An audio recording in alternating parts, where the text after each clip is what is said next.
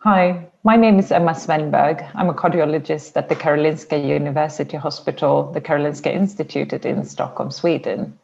And I appreciate the opportunity to discuss with you today about the findings from our study, the STROKESTOP study, a systematic screening study for atrial fibrillation, looking at clinical outcomes.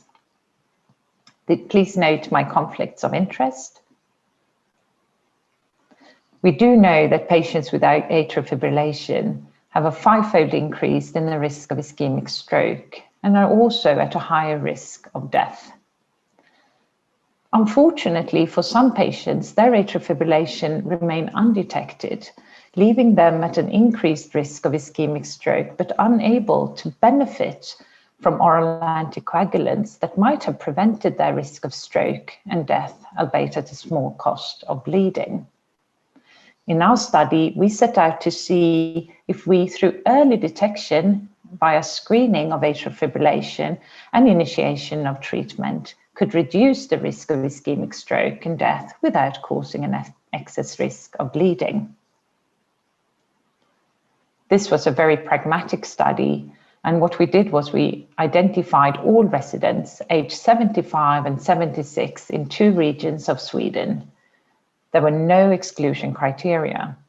All those identified were randomized in a 1-to-1 fashion into a group invited to screening or into a controlled group. They were then followed for a minimum of 5 years with regards to our primary endpoint, a combined endpoint of ischemic stroke, systemic thromboembolism, all-cause mortality, and severe bleeding.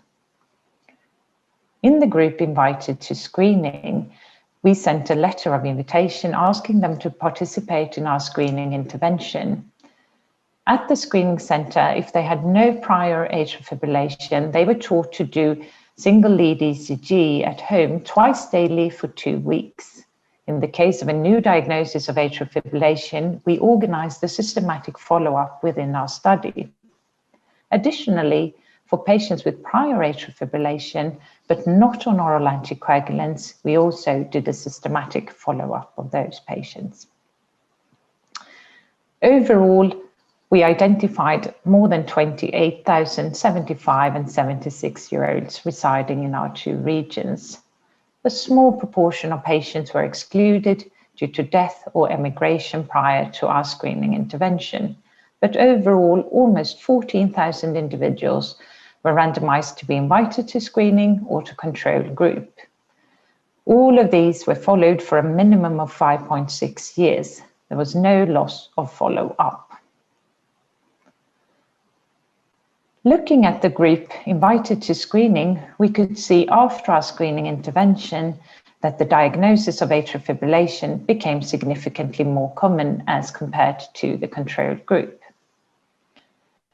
The clinical characteristics of the group randomized to screening and randomized to control were, as expected, very similar.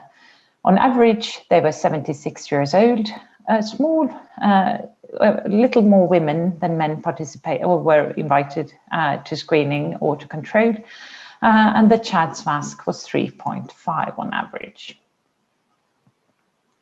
Now, with regards to our primary combined endpoint then of ischemic stroke, systemic embolism, death, and major bleedings, we could see that those randomized to screening had significantly fewer events compared to those randomized to control.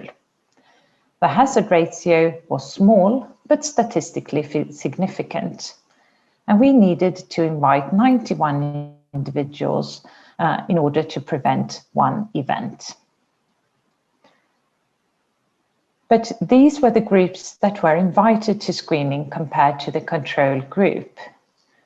When you're invited, it doesn't mean that you will participate, and we could see that not all chose to participate or were not able to participate, but 51.3% chose to participate in our screening study. We could see that those coming to the screening intervention were overall slightly younger and more healthy as compared to the non-participants.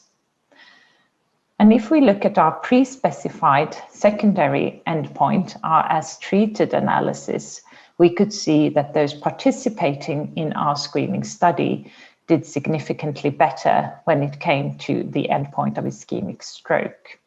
However, one must bear in mind when interpreting these results that these participants were also more healthy as compared to the non-participants. So, ladies and gentlemen, to conclude, we could see that population-based screening for atrial fibrillation provided a net clinical benefit in our elderly population. However, efforts should be made to increase participation in atrial fibrillation screening. We could see that the non-participants were at the highest risk of adverse events.